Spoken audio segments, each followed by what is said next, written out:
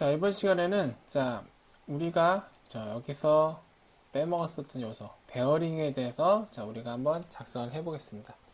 자, 베어링 같은 경우에는 물론 여기 베어링에 대한 6902 요 형벌이 정해져 있으면은 우리가 컨텐츠 센터에 가가지고 컨텐츠 센터에서 배치를 한 다음에 여기서 축관계 부품을 불러가지고 베어링을 집어넣을 수 있겠죠. 그런데 그런 방법보다 여기서 우리가 뷰에서 반단면도를 해가지고 XY 평면을 기준으로 자르겠다 이렇게 했을 때 요 빈 곳에 맞는 베어링을 선정해서 우리가 집어넣을 수가 있습니다.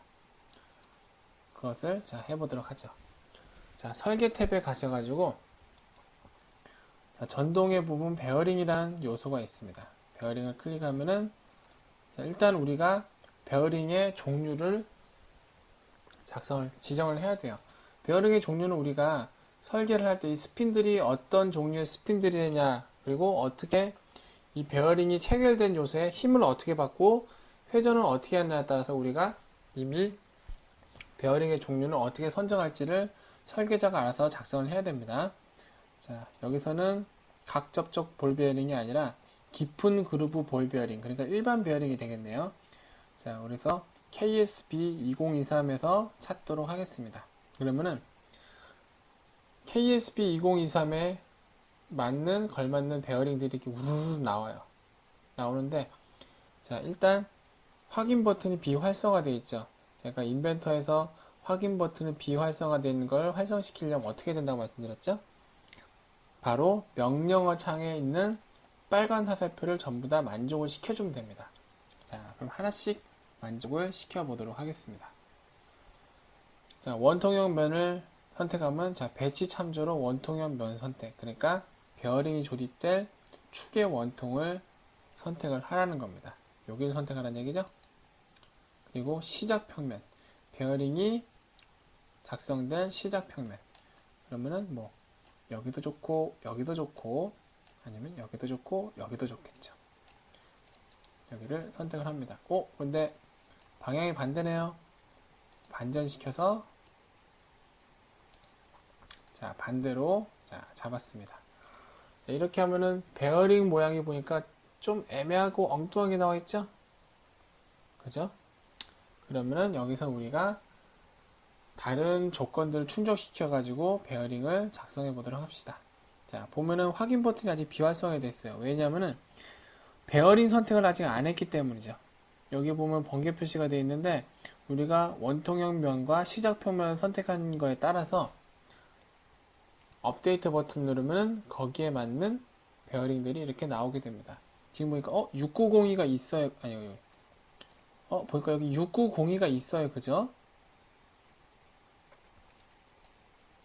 보면은 여기 6902가 있네요. 그렇다고 우리가 여기서 좋아할 게 아니라 나머지 조건들도 충족을 시킨 다음에 완벽하게 6902를 적용해 보도록 하죠. 그러면 여기서 뭘 하냐면은 이 세 개의 칸을 만족시켜 주면 되는데, 여기는 보면 베어링의 내경, 그리고 여기는 베어링의 필요한 최소 외부 지점이니까 베어링의 외경, 그리고 여기는 필요한 최소 폭이니까 베어링의 폭, 요것을 만족시켜 주는 겁니다. 물론 우리가 값을 알고 있으면 시작과 끝을 해가지고 베어링의 외경의 그 허용 범위 몇 파일부터 몇 파일까지를 이렇게 써주면은 거기에 맞는 베어링 리스트가 여기에 업데이트 돼서 나옵니다. 그리고 폭도 우리가 폭이 최소 얼마, 최대 얼마까지 안에 있는 베어링을 찾아주시오 라고 직접 써주면은 그 치수에 맞는 베어링이 이렇게 나오게 되는데, 만약에 우리가 정확하게 설계를 한 요소가 이렇게 있다면은 여기서 필요한 최소 외부 지름, 베어링 외경 같은 경우에는 확장 버튼을 눌러서 측정을 한 다음에 측정을 하면 자가 이렇게 나오죠. 베어링 외경이 조립될 원통면을 클릭을 하면은 28이라는 값이 자동으로 이렇게 들어오게 됩니다. 그리고 필요한 최소 폭도 보면은 여기도 마찬가지 측정을 해가지고 여기서부터 싹 돌려가지고 여기까지 하면은 자동으로 7이란 값이 이렇게 들어오게 되죠. 그래서 외경 28, 내경 15, 그 다음에 폭이 7, 요거를 만족하는 것을 가져와라. 업데이트 버튼을 클릭을 하면은 자 690이 딱 하나만 남게 됩니다. 그래서 확인 버튼을 누르면은 쭈룩쭈룩쭈룩 읽은 다음에 다음과 같이 자 베어링이 자동으로 이렇게 삽입이 되는 거죠. 근데 이건 조금 아쉬운 게 설계 요소에서 만약에 우리가 이 내경이나 외경이 이렇게 15파이였는데 이걸 변한다고 해서 여기에 연관돼 가지고 베어링 요소가 같이 변하진 않아요. 아쉽게도 들어가 가지고 베어링 요소도 들어간 다음에 설계가 변경이 되면은 그 원통면과 여기 외경이라든지 폭 같은 것을 다시 한번 지정을 해줘야 됩니다. 재지정을 해가지고 업데이트를 한번 시켜줘야 돼요. 그건 조금 안타까운 면이 좀 있습니다. 자, 반대편도 똑같은 베어링이니까 자, 베어링 명령을 이용해서 자, 한번 해봤으니까 빨리 진행할게요. 깊은 그루브 KSP 잡고 원통면은 여기 잡고요. 그 다음에 시작 평면은 여기 잡고요. 그 다음에 방향이 반대로, 그리고 필요한 최소 외부 지름은 28파이, 그 다음에 폭은 여기서부터 여기니까 7, 업데이트. 690이 하나 남죠? 확인 누르면은 다음과 같이 이렇게 베어링이 바뀌게 됩니다. 자, 오일실 같은 경우에는 조금 아쉽지만은 뭐 그런 방법은 없고요. 자, 오일실 같은 경우에는 요거는 컨텐츠 센터에서 한번 박아볼까요? 자, 오일실 같은 거는 요거는 치수가 32에 20에 8이니까 까먹을라. 적어놔야지. 32에 20에 8 요거니까 자, 조립해서 컨텐츠 센터에서 배치를 누른 다음에 자, 샤프트 부품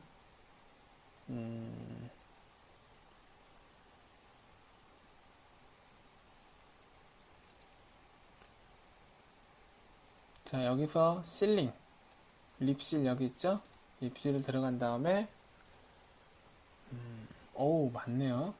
너무 많다. 자, 필터를 KS가 없으니까 IS만 보도록 할게요. ISO 유형을 더블 클릭해서 들어간 다음에 자, 유형을 32에 20에 8이겠죠? 32에 20에 8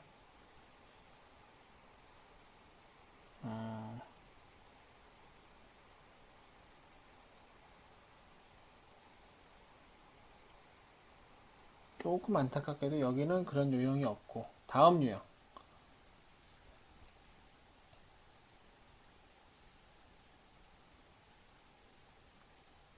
32에 20에 8 여기도 없네요. 다음 유형 요거는 뭐 32에 여기도 없고 다음 유형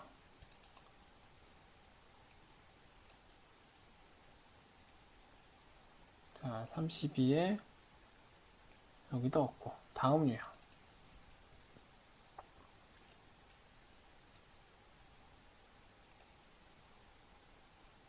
여기도 없고 ISO는 아마 없나 봐요. 그죠? 지스로 갖고 가요. 지스 자 지스로 가서 32에 20에 8은 없는데 35에 20에 8은 있네요. 그죠? 그럼 이렇게 합시다. 35에 20에 8짜리를 쑥 끄는 다음에 레이아웃 가가지고 이 지수를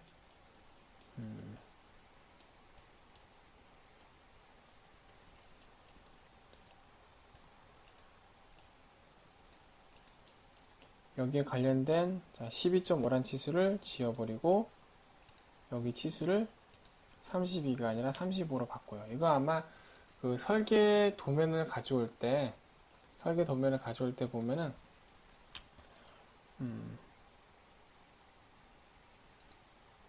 업데이트 커져라. 그렇지. 설계 도면을 갖고 올 때 잘못 갖고 왔나 봐요. 왜냐면 이게 이런 실링 같은 경우가 그 규격품 말고 그 국내에 보면은 그 국산 같은 것도 많거든요. 그래가지고 아마 자기만의 규격을 갖고 있는 회사들도 있습니다. 그래서 아마 그게 규격이 조금 어긋났나 봐요. 자, 이런 거는 구속 조건으로 이렇게 조립을 하고, 그리고 반대편도 똑같은 놈이니까 복사해서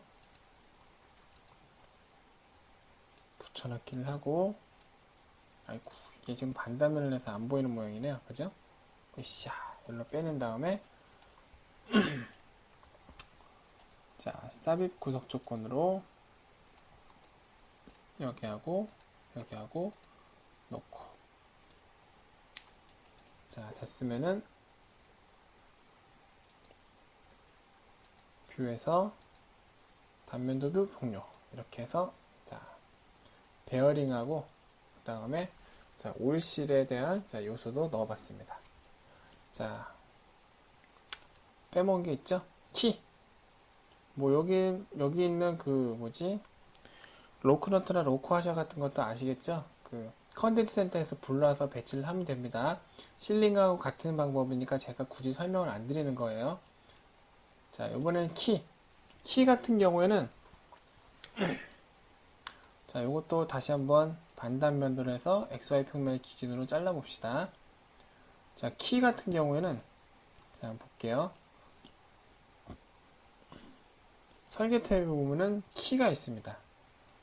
그래가지고 축과 하우징을 인식해가지고 마치 볼트 연결처럼 축에 키 자리 내고 하우징에 키 자리 내고 키 박아놓고 이 세 개를 이 평행키 연결 상승기로 한 방에 다 끝낼 수 있어요. 자 볼까요? 키는 일단 규격은 여기서 이렇게 해주고요. 자 샤프트 그루브 그리고 허브 그루브 이 두 가지하고 생성한 객체 선택, 그러니까 키 삽입을 하고 그 다음에 샤프트에 키 자리를 내고 그 다음에 하우징에 키 자리를 내고 요 세 개를 같이 선택할 것, 세 개를 다 생성할 것인가, 아니면은 키는 생성을 안 할 것인가, 아니면 얘를 생성을 안 할 것인가, 요것을 선택을 할 수가 있어요. 그런데 우리는 지금 현재 하나도 생성이 안 된 다음 전부 다 생성을 해야 되니까 자 생성을 같이 해보도록 합시다.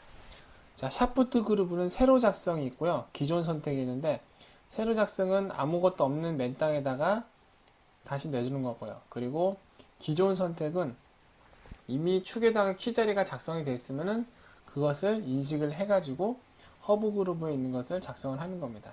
근데 샤프트 그루브의 기존 선택이라는 것은 우리가 축을 그릴 때 막 평면 잡고 막 키 모양 해가지고 돌출 커서로 자르는 걸 하는 게 아니라 설계 탭에 있는 샤프트 있잖아요.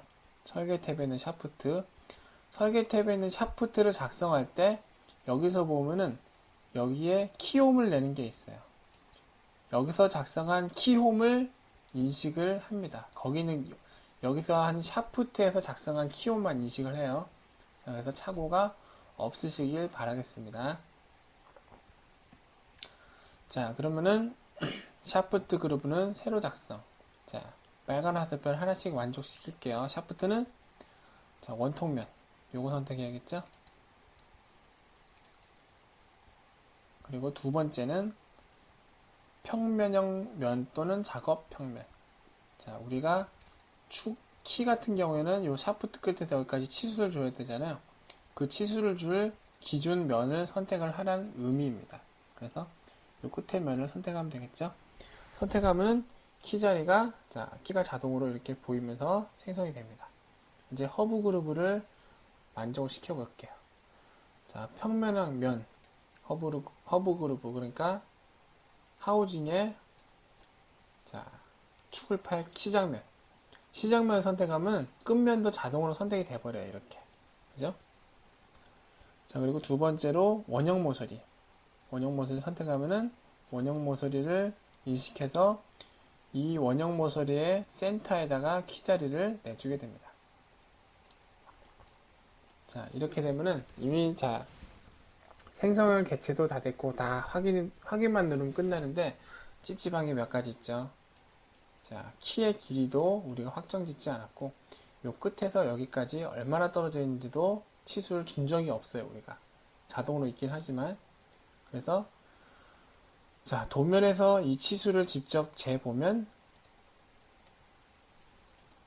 자, 3.5고요. 자, 키의 길이는 14입니다. 그래서 끝에서 여기까지 떨어진 길이는 이 화살표를 더블 클릭하면은 여기서 치수를 집어넣을 수가 있게 되고, 자, 그 다음에 키의 길이는 여기서 키의 길이를 작성할 수도 있고요. 아니면 여기를 쭉쭉 늘리거나 줄여가지고 키의 길이를 작성을 할 수가 있습니다. 그리고 마지막으로 키가 저쪽 끝에 가 있는데, 그죠? 위에 올라와 있는데, 그럴 경우에는 여기 보이는 중간에 있는 빨간 화살표를 쭉쭉쭉쭉 끌어서 올리시면 됩니다.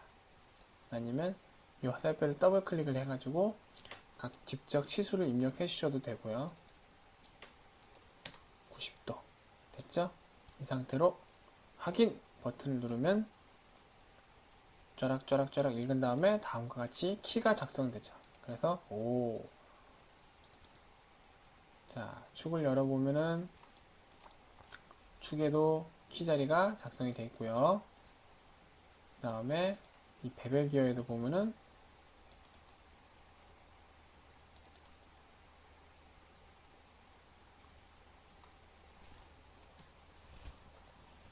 자, 이 배별 기어에도 다음과 같이 자, 키 슬리브가 이렇게 나와 있습니다. 그리고 키 자리가 이렇게 나오게 되죠. 이것도 아주 굉장히 유용한 녀석이니까요. 주로 써먹으시면 되겠습니다. 반대편도 마찬가지예요. 반대편은 키 자리가 축에는 하나를 놔지만은 여기는 두 개를 양쪽에 동시에 뚫게 되어 있네요. 그죠? 자, 이럴 때는 키 명령으로 새로 작성. 자, 여기는 해봤으니까 빨리빨리 진행해 보도록 할까요? 여기 잡고 끝에 잡고 키는 이미 생성이 되었을 거고, 근데 반대편에 있어서 안 되는 거겠네요. 허브 그루브는 여기서부터 자동 선택됐네요. 그죠? 참조 끝은 사실 이거는 보면은 이 허브 그루브라는 것이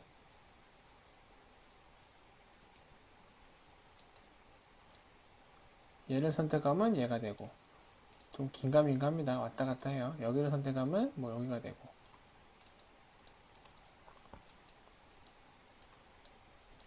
자, 일단 이렇게 가볼게요. 기존의 허브 그룹을 하나 생성을 해가지고요. 생성을 해가지고, 그 다음에 허브 그룹에 자, 원통을 이렇게 잡은 다음에 위로 쭉쭉쭉쭉 올려가지고 90도에 맞게 키를 넣고, 그 다음에 요 끝에서 여기까지 자, 길이가 얼마인지 재보면 6mm네요. 그죠? 이 화살표를 더블 클릭해서 6mm로 주고, 그 다음에 키의 길이는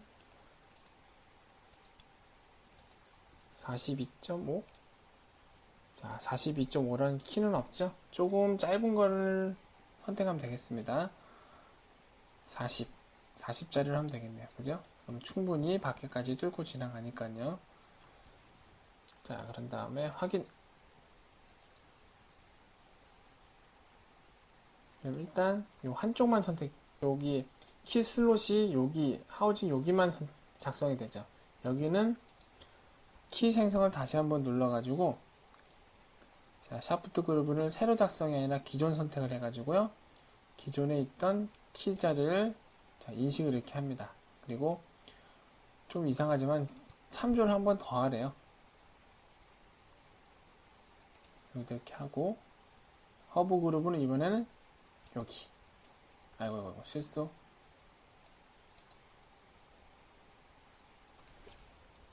잠시만요. 이 녀석 방해되니까 숨겨버리고요. 다시 갑니다. 키 자리로 세부 작성이 아니라 기존 선택. 키자리 인식시키고, 자, 원통 선택하고, 끝 선택하고, 그 다음에 허브 그루브는 여기 하고, 자, 여기를 선택하면 기존 끝까지 되죠?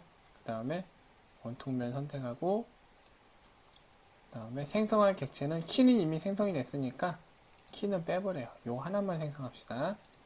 확인 버튼을 누르면 다음과 같이 쭈룩쭈룩 읽은 다음에 이쪽에도 생성이 되게 되죠. 핸들을 다시 불러오게 되면 자, 이렇게 양쪽에 두 개를 빵빵 뚫는 자, 키 슬롯이 완성이 됐습니다. 자, 이 키하고 이 베어링 이 두 개는 특히 이 하우징 여기 스핀들 구조에 자, 이런 설계를 진행할 때 굉장히 좋은 요소니까요. 자, 이것을 적극 활용해 보시기 바랍니다.